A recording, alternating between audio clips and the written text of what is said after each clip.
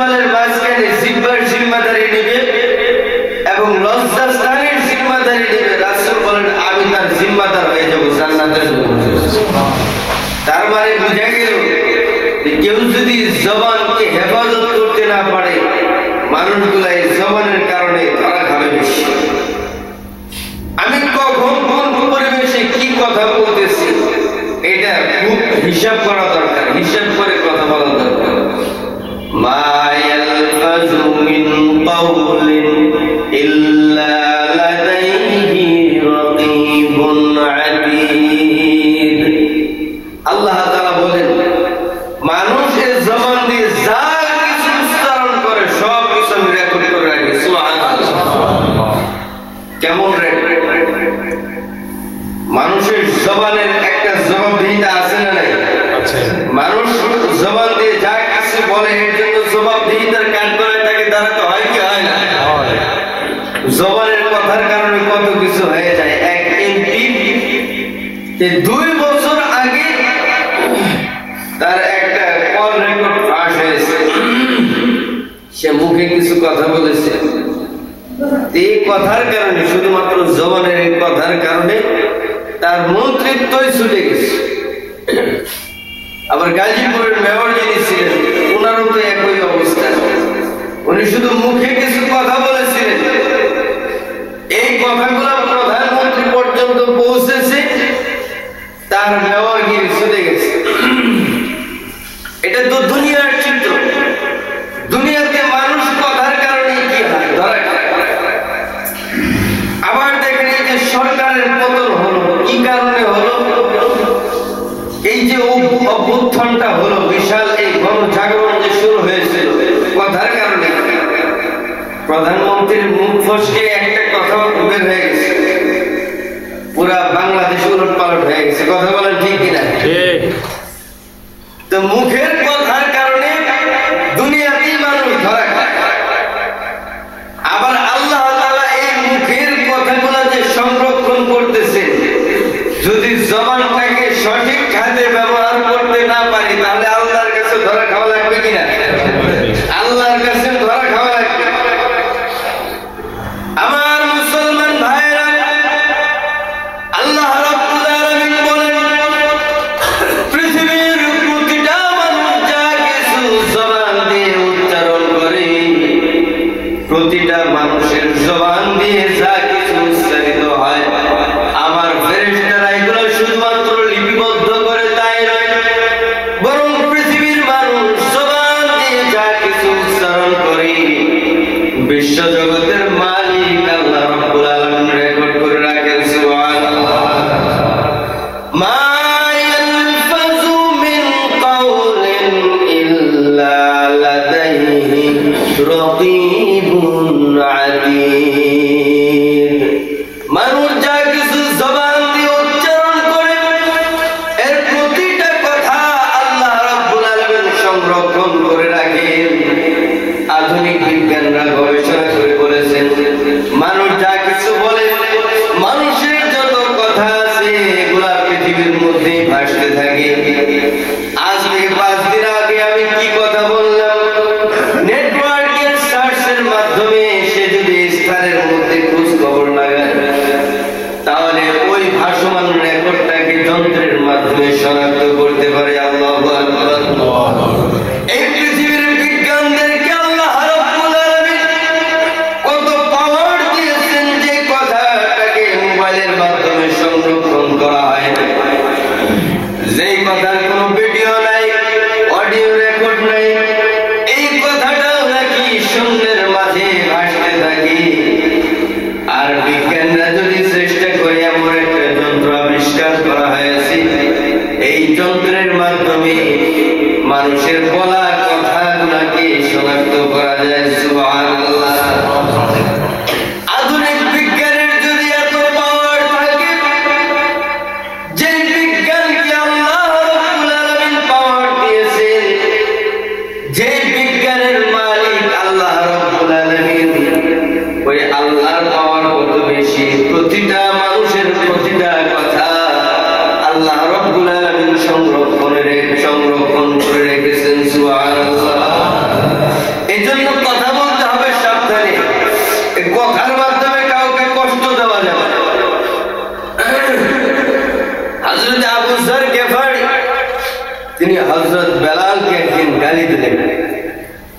কি বলে গালি দিলেন? ইয়া ইবনাস সাউদা। আমরা বলি না যে এই কাল্লার ঘরে কাল্লি, এরকম একটা শব্দ বলে কি বলে? মানুষ বেশি কালো হলে তাকে কাল্লা বলে, এই ধরনের শব্দ চয়ন করে। কখন কেউ বা দুষ্টুমি করে বলে, আবার কখনো রাগান্বিত হয়ে জিদ খাটাই দিয়ে। তো হযরত আবু যর গিফারি ইসলামের প্রথম যুগে হযরত বেলালকে গালি দিলেন ইয়া ইবনাস সাউদা বলে, কালো বলে।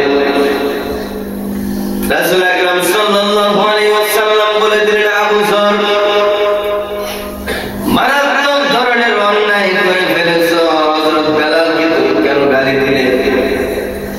তোমার এই গালির কারণে হযরত বেলাল মনের ভিতরে কষ্ট পেয়েছে। আল্লাহ যদি চায় তাহলে এক বেলালের অন্তরে কষ্ট দেওয়ার কারণে তোমাকে জাহান্নামে ফেলে দিতে পারে। এমনকি গালিগালাজ করা এটা জাহিলি যুগের জাহিলি ব্যক্তিদের কার্যক্রম ছিল। এটা জাহিলি জমানার মানুষগুলো তারা জবান দিয়ে গালিগালাজ বেশি করত, কথায় কথায় গালি দিত।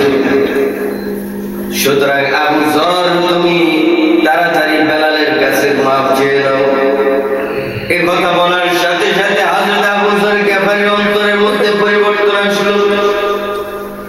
হযরত বেলালের কাছে গিয়ে বলে, বেলাল আপনি আমাকে মাফ করে দেন, অন্যায় করেছি, ভুল করেছি, আর কোনদিন আপনি সহ আর কাউকে গালি দিব না। সুবহানাল্লাহ, আর কাউকে কোনদিন গালি দেব না, আপনি আমাকে মাফ করে দেন। এবং শুধু মাফ করলেই হবে না, হযরত বেলালের পায়ের কাছে তার গাল নিয়ে গেছে। হযরত আবু যর গিফারি বলে যে, বেলাল আপনি যতক্ষণ পর্যন্ত আপনার পাও দিয়ে আমার গালের মধ্যে লাথি না দিবেন, ততক্ষণ পর্যন্ত আমার গালে জমি থেকে আর উঠাবই না। বুখারী শরীফ। হযরত বেলাল বলে, মাফ করে দিয়েছি ভাই, তোমার গালিতে কষ্ট পেয়েছিলাম, এখন আর কোনো কষ্ট নাই। হযরত বেলাল বলে, আবু যর তোমাকে চিরকালের জন্য আমি মাফ করে দিলাম। এবার হযরত আবু যর বলে, না মাফ করলে হবে না, আমি নিজেকে আরো বেশি লাঞ্ছিত করতে চাই, তোমার পাও দিয়ে আমার গালের মধ্যে আঘাত করো। এবার হযরত আবু যর আল্লাহর জাতের শপথ করে বললেন, বেলাল রে, আমার গালের মধ্যে আঘাত না করার আগ পর্যন্ত আমি গাল উঠাবো না। এবার হযরত বেলাল চিন্তা করলেন, যেহেতু কসম করেই ফেলছে, কসমটা রক্ষা করা দরকার। এই জন্য হযরত বেলাল হযরত আবু যর গিফারির গালের মধ্যে পা দিয়ে সামান্য একটু টাচ করে দিলেন, যাতে করে হযরত আবু যর গিফারি কসম থেকে বাঁচতে পারে, কাফারা লাজিম না হয়ে যায়। আমার মুসলমান ভাইরা, এটা বলার উদ্দেশ্য হলো জবানের হিসাব আছে। প্রতিটা মানুষকে আল্লাহর সামনে জবানের কারণে হিসাব দিতে হবে।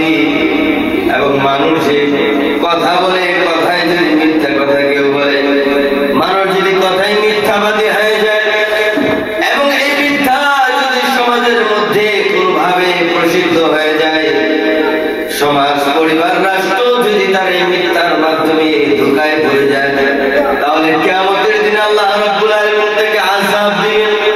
রাসূল বলেছেন তার আযাবের ধরনটা কি? রাসূল বলেন তার আযাবের ধরনটা হলো কেসি দিয়ে তার গালগুলোকে দুই ভাগ করে দেওয়া হবে। নাউযুবিল্লাহ। কেসি দিয়ে তার জিহ্বা এবং গাল এখান থেকে টেনে টেনে আরেক পাশে চোয়াল পর্যন্ত নিয়ে যাওয়া হবে, গাল কেটে দেওয়া হবে। হযরত আবু হানিফার কাছে একজন আসলেন, আবু হানিফা আমি তোমাকে বন্ধু বানাতে চাই। আবু হানিফা খোঁজ খবর নিয়ে দেখে যে ব্যক্তিটা আমাকে বন্ধু বানানোর জন্য আসছে সে হল মদখোর। সে প্রচন্ড রকমের মদ পান করে, জুয়ার সাথে সম্পৃক্ত। এবার আবু হানিফা বলে, না তোমাকে আমি বন্ধু বানাতে পারবো না, তুমি কারণ হচ্ছে তুমি মদ পান করো এবং জুয়া খেলো। জুয়া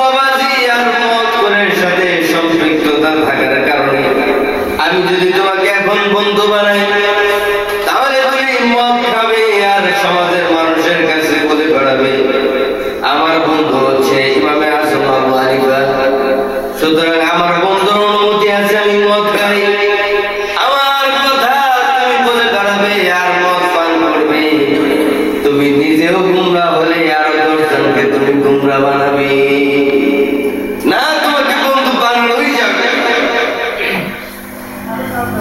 এইবার ওই যুবক বলে, আবু হানিফা আপনি বলুন কোন কাজ করলে আপনি আমাকে আপনার বন্ধু বানাবেন? ইমামে আযম আবু হানিফা বলে, বন্ধু যদি আমাকে বানাতে চাও তাহলে তোমাকে শুধুমাত্র একটা গুনাহ ছাড়তে হবে। কয়টা গুনাহ? একটা গুনাহ ছাড়তে হবে। একটা গুনাহ যদি ছাড়তে পারো আর যদি আমি বুঝতে পারি, যদি প্রমাণিত হয়ে যায়, তাহলে বন্ধু বলে তোমাকে আমি বুকের মধ্যে জড়ায় নেব। সুবহানাল্লাহ। কয়টা গুনার কথা বলছে? একটা গুনার। এবার বন্ধু বলে, ওই যুবক বলতেছে মত করবে বলে যে একটা শর্ত, একটা গুনাহ ছাড়তে হবে, এটা ব্যাপারই না। বলেন সে কি? বলে যে মিথ্যা ছাড়তে হবে। কি ছাড়তে হবে? মিথ্যা ছাড়তে হবে। যুবক মনে মনে ভাবছে যে মদ খাওয়ার কথা বলবে, মদ খাওয়াই না ছেড়ে দেওয়ার কথা বলবে, এটা তো মারাত্মক ধরনের। কিন্তু আবু হানিফা বললেন তুমি মিথ্যা ছাড়ো, তুমি আগামী সপ্তাহে প্রতি সপ্তাহে একবার করে আমার সাথে দেখা করবে, আমার সামনে এসে তুমি মিথ্যা কথা বলতে পারবে। আমার মুসলমান ভাইরা, ইমামে আযম আবু হানিফা কত বড় জ্ঞানী মানুষ ছিলেন। ইচ্ছা করলে তাকে বলতে পারবেন সব গুনাহ ছেড়ে দাও, তাহলে তোমাকে আমি বন্ধু বানাবো। আল্লাহ রাব্বুল আলামিন তাকে আধ্যাত্মিক জগতের জ্ঞান দান করেছিলেন, সাহেবে ইলম তাকে বানিয়েছিলেন। এই জন্য তার ভিতরে হিকমত ছিল পরিপূর্ণ।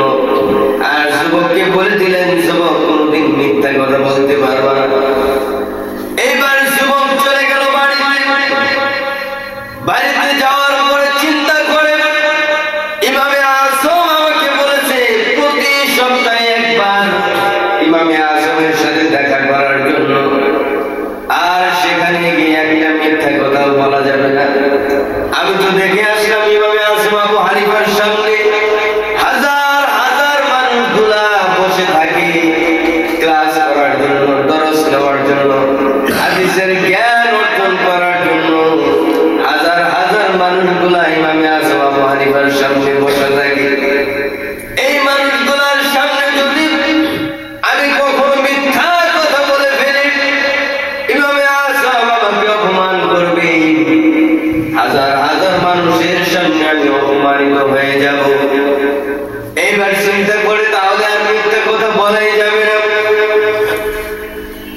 কিছুক্ষণ পরে তার কয়েকজন বন্ধু আসছে, চলো যাই, মদের আড্ডা দেওয়ার সময় হয়ে গেছে, চলো যাই মদের আড্ডা দিব। এবার বলে যে না, আমি মদের আড্ডা খানায় আমি যেতে পারবো না, মদ আমি পান করতে পারবো না। কেন? কারণ হচ্ছে আমাকে আবু হানিফার সামনে দাঁড়াতে হবে, আর আমি যেহেতু মিথ্যা কথা বলতে পারবো না, হাজার হাজার মানুষের সামনে আমি যদি বলি মদ পান করেছি, তাহলে হাজার হাজার মানুষগুলো আমাকে অপমান করবে। সুতরাং আমি জবান দিয়ে কোন মিথ্যা কথা উচ্চারণ করতে পারবো না, আর তোমাদের সাথে মদের আড্ডা খানায় আমি যেতে পারবো না। সুবহানাল্লাহ।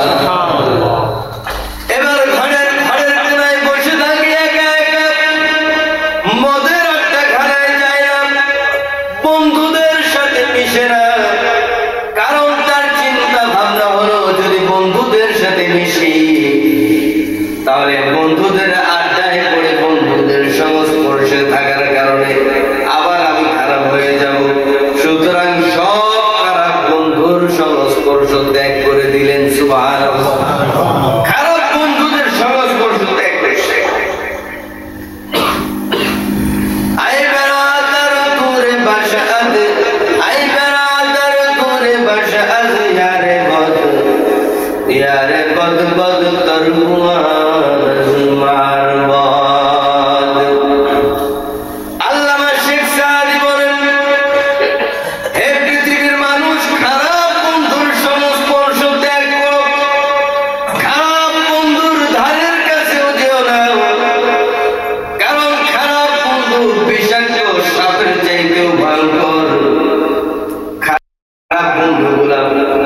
তোমার জন্য কতটুকু ভয়ঙ্কর তুমি জানো? বিষাক্ত একটা সাপ তোমাকে কামড় দিলে সর্বোচ্চ তুমি মারা যাবে, অথবা মেডিসিন প্রয়োগের মাধ্যমে তুমি সুস্থ হয়ে যেতে পারো।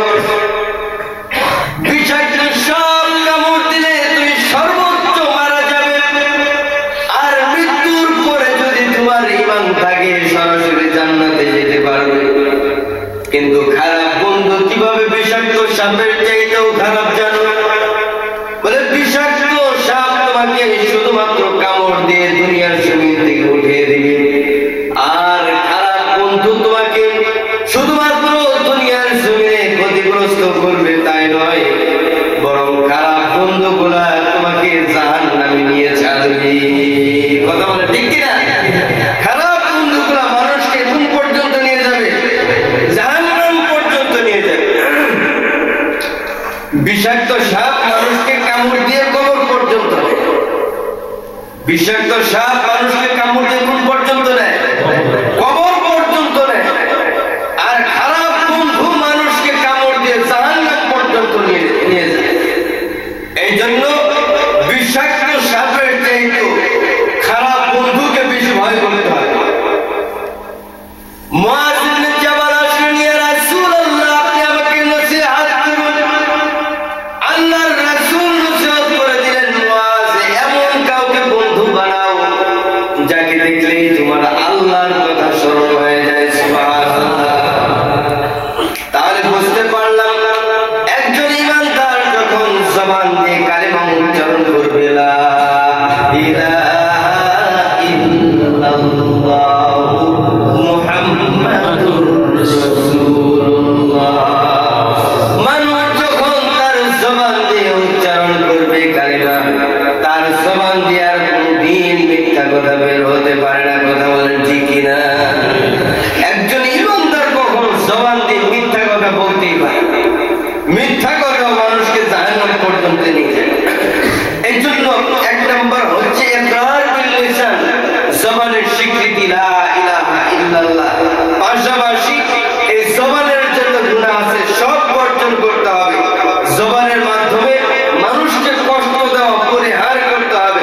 আমি যদি জবান দিয়ে কাউকে কষ্ট দিই, তাহলে মানুষকে কষ্ট দেওয়ার কারণে রাসূল বললেন জাহান্নামে যাওয়ার সম্ভাবনা আছে। এই জন্য মানুষকে কষ্ট দেওয়া যাবে না। আমরা এই জবান দিয়ে আর কোনদিন মিথ্যা কথা বলবো না। রাজি আছি তো ইনশাআল্লাহ? দুই নাম্বার হচ্ছে তাসদীক বিল জানান, অন্তরের দৃঢ় বিশ্বাসের নাম হচ্ছে ঈমান।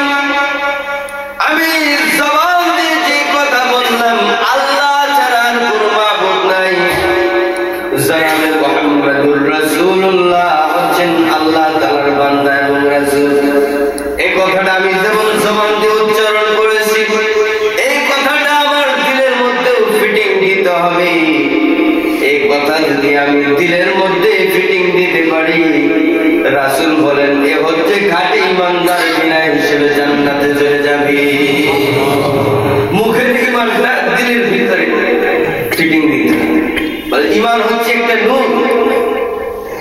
আর আল্লাহর রাসূল বলেন, আন-নূরু ইযা দাখালাস সাদরা ইনফাসাহা, ঈমান হচ্ছে একটা নূর। এই মুখের ঈমানটা যখন মানুষের দিলের ভিতরে চলে যাবে, তখন এই ঈমানটা দিলের ভিতরে গিয়ে বিকশিত হয়ে যাবে। সুবহানাল্লাহ।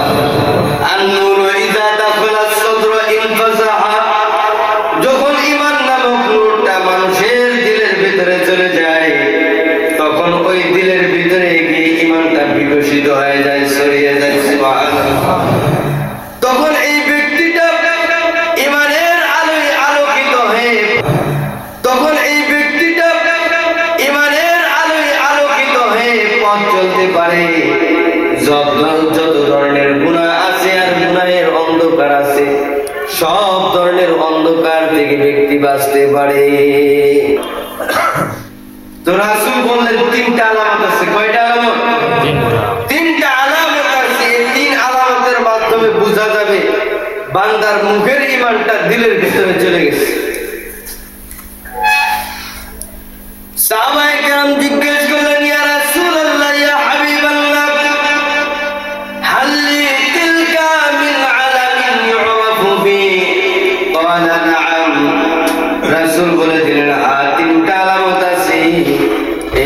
তিনটা আলামতের মাধ্যমে বুঝতে পারবি বান্দার মুখের ঈমানটা তার দিলের ভিতরে চলে গেছে। সুবহানাল্লাহ।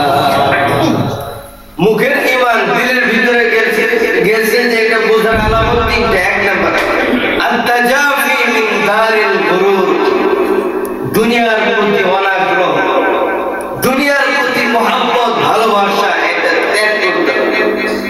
দুনিয়ার প্রতি আসক্তি থাকতে পারে না। এই কথাটার উদ্দেশ্য এটা না যে দুনিয়ায় ছেড়ে দিতে হবে, টাকা পয়সা অর্জন করা যাবে এরকম না, অর্জন করাই যাবে না, বিষয়টা এমন। দুনিয়া ছেড়ে দাও এই কথার উদ্দেশ্য এটা না। ব্যবসা বাণিজ্য ছেড়ে দিয়ে জঙ্গলে যে ইবাদত করতে হবে, আল্লাহর রাসূল এটা বলেন না। ইসলামের মধ্যে বৈরাগ্যতা নাই, ইসলাম বৈরাগ্যতাকে সমর্থন করে না, বরং আল্লাহর রাসূল বলে দিলেন তলাবু রিজকিল হালাল, হালাল রিজিক অন্বেষণ করা। হালাল রিজিক অন্বেষণ করাটা হচ্ছে ফরজ, ফরিদাতুন বা'দাল ফরিদা। সমস্ত ফরজ ইবাদত পালনের পরে হালাল রিজিক অন্বেষণ করাটাও হচ্ছে ফরজ। যদি দুনিয়া একেবারে ত্যাগ করতে হতো তাহলে রিজিক অন্বেষণের কোনো পর্বই আসতো না। তাহলে রিজিক অন্বেষণ করাও ফরজ, রিজিক অন্বেষণ করতে হবে। হারাম পন্থা ত্যাগ করে হালাল পন্থায় রিজিক অন্বেষণ করতে হবে। আল্লাহর রাসূল বলেন যে দুনিয়া ছাড়া তার উদ্দেশ্য হলো তুমি দুনিয়া পাহাড় সমপরিমাণ দুনিয়া অর্জন করো, ঠিক আছে, কিন্তু এই দুনিয়ার ভিতরে দুনিয়ার মোহে নিপতিত হওয়া যাবে না, দুনিয়ার প্রেমে আসক্ত হওয়া যাবে না, বরং এই দুনিয়াটা হচ্ছে তোমার জরুরত। কেমন জরুরত? মানুষ বাথরুমে যায়, সেখানে গিয়ে মানুষের প্রয়োজন শেষ হয়ে গেলে পৃথিবীর কোন মানুষ বাথরুমে বসে থাকে? বলেন, কোন মানুষ বাথরুমে বসে থাকে না। কিন্তু ইদানিং শোনা যায় বাসায় গিয়ে কোন মানুষ যদি মোবাইল চালানোর সুযোগ না পায় তাহলে সে নাকি বাথরুমে গিয়ে সময় কাটায়, বাথরুমে গিয়ে মোবাইলে সময় কাটায়। ফ্যামিলির চাপ আছে, মোবাইল দেখার সুযোগ নেই, এই জন্য টয়লেটে। তাহলে বাথরুমটা যেমন জরুরত, টয়লেট এটা যেমন জরুরত, থাকি কতক্ষণ জরুরত সারা রাত পর্যন্ত। জরুরত শেষ তাড়াতাড়ি বের হয়ে যেতে হয়। তো দুনিয়াটাও হচ্ছে জরুরত, যতক্ষণ আমার প্রয়োজন আছে, যে জিনিসটা আমার প্রয়োজন, যতটুকু প্রয়োজন ততটুকু গ্রহণ করবো, বাকিটা জায়গা মতো থাকবে। কারণ লাগলে ব্যবহার করবো, না লাগলেই নাই। এটার জন্য পাগল হওয়া যাবে না, কথা বলেন ঠিক কিনা? দুনিয়ার জন্য পাগল হওয়া যায় না। ইজহাদ ফিদ দুনিয়া ইউহিব্বুকাল্লাহ ওয়াজহাদ ফীমা ইনদান নাস ইউহিব্বুকান নাস। আল্লাহর রাসূল বলে দিলেন দুনিয়ার ভালোবাসা ত্যাগ করে দাও, দুনিয়ার মোহ, দুনিয়ার লোভ লালসা ভালোবাসা বিসর্জন দিয়ে দাও, তাহলে বিশ্ব জগতের মালিক আল্লাহ তোমাকে ভালোবাসবেন। সুবহানাল্লাহ। দুনিয়ার ভালোবাসা ত্যাগ করলে আল্লাহর ভালোবাসা পাওয়া যায়। ওয়াজহাদ ফীমা ইনদান নাস ইউহিব্বুকান নাস। আল্লাহর রাসূল বলেন দুনিয়ার মানুষগুলা মানুষকে যে স্বার্থ নিয়ে ভালোবাসে, মহব্বত করে, ওই স্বার্থগুলা ত্যাগ করে দাও, বিসর্জন দিয়ে দাও, তাহলে জমিনের মানুষগুলাও তোমাকে মহব্বত করবে। সুবহানাল্লাহ। মানুষকে আপনি নিঃস্বার্থ মহব্বত করেন, ভালোবাসেন, মানুষ আপনাকে নিঃস্বার্থ মহব্বত করবে। আপনি যেমনটা মানুষকে দিবেন, মানুষ আপনাকে ওই রকমটাই দিবে। মানুষের সাথে মানুষের সম্পর্ক অন্তরের সম্পর্ক। এখন মানুষ বুঝে আপনি মুখে মুখে মানুষকে পান দিবেন, চাটুগিরিতা করবেন, এগুলো মানুষ খুব ভালো বুঝে, কথা বলেন ঠিক কিনা? এই চাটুগিরিতার দিন শেষ। আর অন্তর থেকে যদি মানুষকে ভালোবাসা যায় তাহলে কি হবে? আল্লাহর রাসূল বলে দিলেন, বুখারী শরীফের মধ্যে আসছে, কেউ যদি কাউকে অন্তর থেকে ভালোবাসতে পারে তাহলে কিয়ামতের কঠিন ময়দানে আল্লাহর আরশের ছায়ার নিচে স্থান পেয়ে যাবে। সুবহানাল্লাহ। তবে ভালোবাসাটা শুধু অন্তরের হলেই হবে না,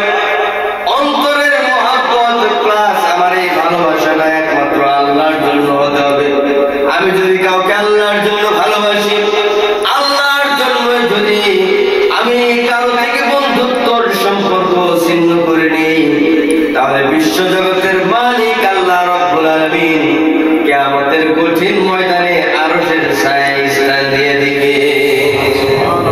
আরশের ছায়ায় স্থান পাবে। এক ব্যক্তি এক এলাকা থেকে আরেক এলাকায় তার বন্ধুর সাথে সাক্ষাৎ করার জন্য যাচ্ছে। পথিমধ্যে ক্লান্ত হয়ে বসে পড়ছে। ক্লান্ত হয়ে যখন বসে পড়ছে, কিছুক্ষণ পরে এক ব্যক্তি আসে তার সাথে দেখা করার জন্য। এসে সালাম দিচ্ছে, আসসালামু আলাইকুম রাহমাতুল্লাহ, এইভাবে সালাম দিচ্ছে। তো যে ব্যক্তিটা বসা, সে হচ্ছে তার বন্ধুর সাথে দেখা করতে যাবে, আর যে সালাম দিচ্ছে সে আগন্তুক, তাকে ব্যক্তি চিনে না। বলে যে ভাই কোথায় যাও? বলে অমুক এলাকায় যাই, ওই এলাকায় আমার এক বন্ধু আছে, তার সাথে দেখা করতে যাই। তো বন্ধুটা কেমন বন্ধু? বলে যে সে আমার দিনী বন্ধু। সুবহানাল্লাহ, কেমন দিনী বন্ধু? বলে যে আমি তাকে অনেক ভালোবাসি, তার সাথে কথা বললে আমার খুব ভালো লাগে, তাকে দেখলে আমার মহব্বত কাজ করে, এই জন্য আমি তার সাথে দেখা করতে যাই।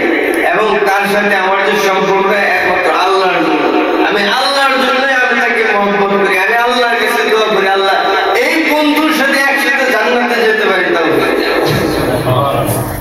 এই কথা যখন বলল ফেরেশতা, এই ব্যক্তিটাকে ডাক দিয়ে বলে, ভাই তুমি বিশ্ব জগতের মালিক, আল্লাহর পক্ষ থেকে দুইটা সুসংবাদ গ্রহণ করো। সুবহানাল্লাহ। এবার বলে আমি হচ্ছি কোন মানুষ নই, আমি হচ্ছি মালাকুল কারীম, আমি হচ্ছি একজন সম্মানিত ফেরেশতা, আমি মানুষ নই, বরং বিশ্ব জগতের মালিক আল্লাহ তোমাকে দুইটা সুসংবাদ শোনানোর জন্য আল্লাহ তাআলা আমাকে মানুষের রূপ ধরায় তোমার কাছে পাঠায় দিয়েছে। এক নাম্বার সুসংবাদ, সেটা হচ্ছে আল্লাহর পক্ষ থেকে সালাম। আল্লাহ রাব্বুল আলামিন তোমাকে সালাম জানিয়েছেন, তুমি সালাম গ্রহণ করো। বিশ্ব জগতের মালিক আল্লাহ তোমাকে শান্তির সুসংবাদ শুনিয়েছে। আর দুই নাম্বার সুসংবাদ হলো, তুমি তোমার এই বন্ধুর সাথে কিয়ামতের দিন একসাথে জান্নাতে যেতে পারবে। সুবহানাল্লাহ। তাহলে ভালোবাসাটা কার জন্য হবে? আল্লাহর জন্য। রাসূল বলেন, এমন ব্যক্তিকে ভালোবাসো, এমন ব্যক্তিকে মহব্বত করো, বন্ধুত্ব করো এমন ব্যক্তির সাথে যাকে দেখলে তোমার আল্লাহর কথা শুরু হয়ে যায়। মদখোর গাঞ্জাখোর বন্ধু যা আছে সবগুলো ত্যাগ করতে হবে। পাও ভেঙে গেছে, অসুস্থ, গাছের আড়ালে গিয়ে দুই বন্ধু মিলে বন্ধুত্বটা কোন পর্যায়ে? এগুলো ত্যাগ করার দরকার আছে না নাই? এই সমাজের জন্য এগুলো ভাইরাস, বিসর্জন দিতে হবে, ত্যাগ করতে হবে। হারাম ভক্ষণ করা, এই নেশা দ্রব্য গ্রহণ করলে তার নামাজ কোনটাই আল্লাহ তাআলা কবুল করে না। আর এর উপকারিতা আছে কোন এগুলোর মধ্যে? এগুলো ছাড়তে হবে। আল্লাহ তাআলা আমাদের সবাইকে এই কথাগুলোর উপর আমল করার তৌফিক দান করেন, অন্তরের ঈমানটাকে মজবুত করার তৌফিক দান করেন। ধারাবাহিকভাবে কিছু বিষয় নিয়ে আলোচনা করব, কারণ এখানে আলোচনা চলতেছে আল্লাহর পার্সোনাল বান্দা। আল্লাহর পার্সোনাল বান্দা একেবারে হওয়ার যেমন সহজ, তো আবার এক কঠিনও আছে। এই জন্য আল্লাহর পার্সোনাল বান্দা হওয়ার দরকার আছে না নাই? তাসদিক বিল জানান, অন্তরের ঈমানটা কিভাবে মজবুত করব সেটা নিয়ে আরো আলোচনা হবে। আল্লাহ তাআলা তৌফিক দান করেন।